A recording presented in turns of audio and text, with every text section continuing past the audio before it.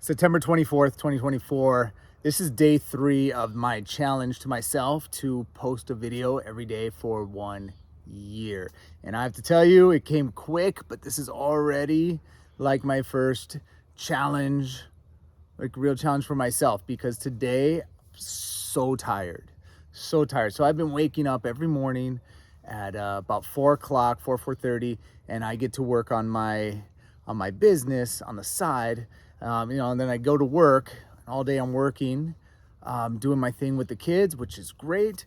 And today I had several errands I had to do after school. Came home, fell asleep on the couch for like 20 minutes before I had to go and pick up one of my kids, take her somewhere else. Just tired. And I was sitting there thinking, man, I just want to go to sleep. And I realized I'm like, no. I need to make my video because I promised myself I would make a video. And like I said in the previous video, I was talking about 75 hard. This is part of like the transfer of the focus and the dedication from, taking it from what was in 75 hard to like, hey, what am I trying to do right now? And one of the things is I committed to making a video every day. And I'm just telling you, it's just hard. And I'm like, what am I going to talk about? What am I going to do? I'm not sure. And one of my mentors said it's not about, now I'm blanking. I'm so tired. But it's not about like me like having to create content so much, but I'm documenting. It's about documenting. And so this is my journey. So these like why am I making these videos? My daughter was like, well, what are you even saying on there? I'm like, actually, I'm just documenting my journey from where I am to where I want to go and how I'm getting there. I think it's so important, and it's part of the process, and this is like out there. So it's actually quite a bit of accountability because I'm putting all these out there. Like something better happen, or should I say, I better make something happen. All right, this is all I'm thinking. I was thinking about like one thing, and there's one of my favorite verses from the Bible is Proverbs 21, I believe. It says, death and life is in the power of the tongue.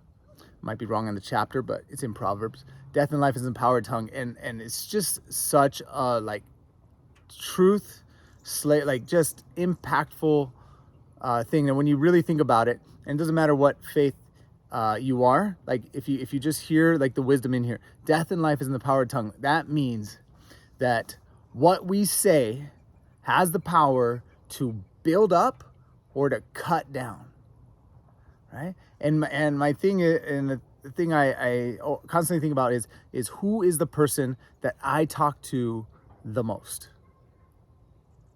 It's me. I talk to the most to myself, and so do you, and so does everybody. The person you talk to the most is yourself. And if you like take a look, you take a real examining look at your inner dialogue, and I do this with myself all the time. Like, what am I telling myself? What am I saying? Okay, and is it uplifting? And sometimes I listen to a lot of YouTube videos from people that I admire that have wisdom in all different areas, and I think about that and I process that and I learn from it.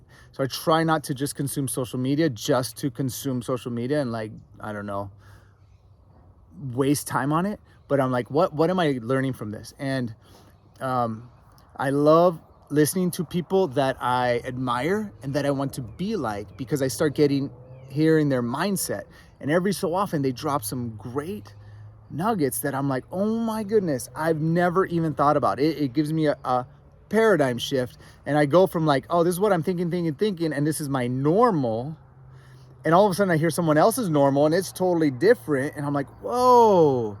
I'm like, I like that normal better, whatever that is, And so I always try to remember that verse, like, death and life is in the power of the tongue. I'm like, what am I telling myself?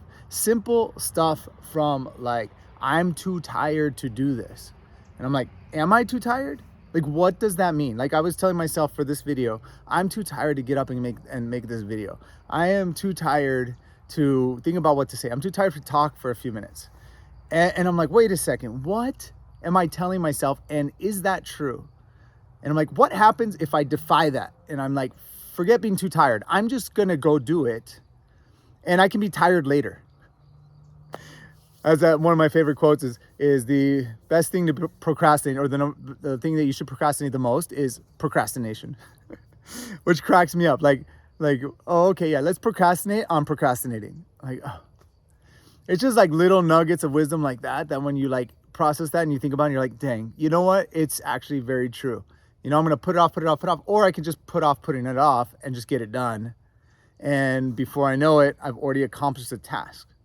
And so many times in my life, I have that, like you have that crossing point of like, okay, I got to do something. I don't want to do it. And you got to make this decision. I did read this book called The 5-Second Rule. And no, it has nothing to do with food on the floor. But the 5-Second Rule was written by Mel Robbins. And this lady suffering from massive depression couldn't even get herself out of bed. One night she watched a rocket launch on TV, heard the countdown and thought, tomorrow morning when my alarm goes off, I'm not going to think about it. I'm just going to count 5, 4, 3, 2, 1 and launch myself out of bed. And she did it. And it spurred this entire movement of counting down for 5 seconds and just taking action. And I've done that several times, and I actually get to the point where I'm like, I don't need to do it. I just can go. The countdown helped me in the beginning, and it helps a lot of people. But it's just like, just go. Just go. Just go do it. Do the thing.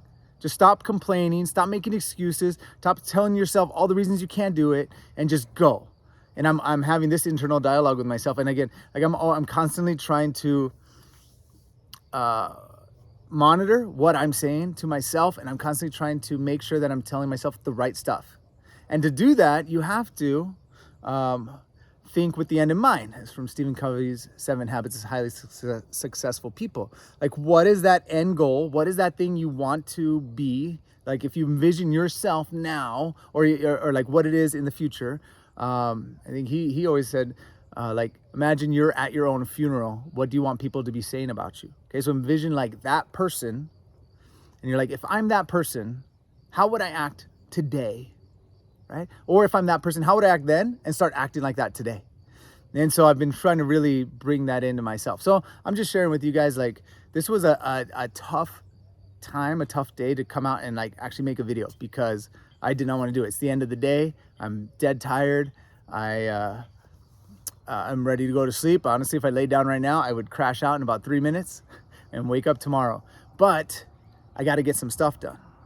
And so regardless of how I feel or how I tell myself I feel, I need to tell myself truth and say, no, it's more important that I pursue the promises that I made to myself, that I pursue the vision that I have for myself, because I will never become the best me, the vision what I envision myself to be, my future me of saying like, this is what I want to become. I will never achieve that just by maintaining the status quo, like being the same as I have been, right? And up to this point, if I keep doing what I have been doing, then what I am right now will pretty much be what I will be in the future.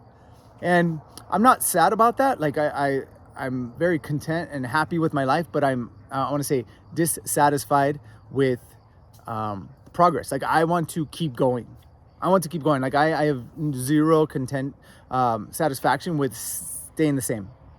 Like I'm very proud of myself. I look back at, from where I was to where I am, and I'm like, yes, I'm very proud that I did this. I'm very very happy with what I have done. And it was good. I consider myself successful up to this point. And so that's great. But now I'm like, so what's next? I got to have a what's next. And I think this is, since this is actually one of the great things about making a video, because I started talking, I'm like, oh my gosh, this is actually perfect. Such an important part of life. Why I think so many people after retirement struggle, right? They have, and I think find this a big challenge with jobs, because when we have jobs, we're told what to do all day, every day. This is it. You got to do this. You got to do that. Right. And we're told to do that. And we end up like resenting that. Oh, I got to go to my work. It's Monday morning. I got to go work. Man, I'm already getting this from students. Monday. I'm very excited for Monday. Myself, I always say I love any day that ends in Y. And I'm excited to be there working and serving my students. Like, I love that, because why would I choose, again, this is my words to myself, why would I choose to be disheartened or sad or grumpy because my weekend is over and now I get, I always say I get to go to work, but I have to go to work and I have to serve. I mean, everyone's going to feel the effect of that attitude. So I can't control other people's emotions, but I might be able to influence them. And if I come in with a positive, happy attitude, that might spill over into them. But so I think what happens though, so many people, is they're stuck in this like rut of working only to retire. And then when they're retired, they're not told what to do. They don't, that expectation of what you need to show up to do is now gone. And so then what purpose do you have? If a person who's retired, who quits a job and now is no longer working, if they don't shift that focus to like, I have to do something to be more, to become more, to reach for more, that's when I think that a person just shrinks down. Like why is life worth living if you're not striving to do something? So I guess that's kind of like the what I'm reaching for here. If that's you, if you're like in a place where you're like, I've plateaued and I have no drive and I have nothing that I want to accomplish or nothing that I want to do, I think that's a big red flag. That's a big red flag. You should start examining it. Start asking yourself, what do I want to do? Like, if you just have nothing that you want to do, I don't know. I might be just in my own world there. I think that would drive me insane. I get, as a teacher, I get 2 months off in the summer, and it's probably, by the end of it, I get in a little bit of a depression because I don't have the rigidity of a job. I don't have the busyness of a job. I don't have the routine of a job, of work every single day, and I don't have something I'm working towards, and I go into this little bit of a depression. It's a horrible thing, and I get super excited when August rolls around, and I get to ramp myself back up to go to work. And so I think that having something to do is vitally important, you guys, vitally important. Having something you're striving for, having something that's hard and challenging and that pushes you, I think is so important. So I'm here, I'm doing this, I'm pushing myself in different areas of my life, from things with my family, which I'll talk about later, my health, my job, and my business, all that together.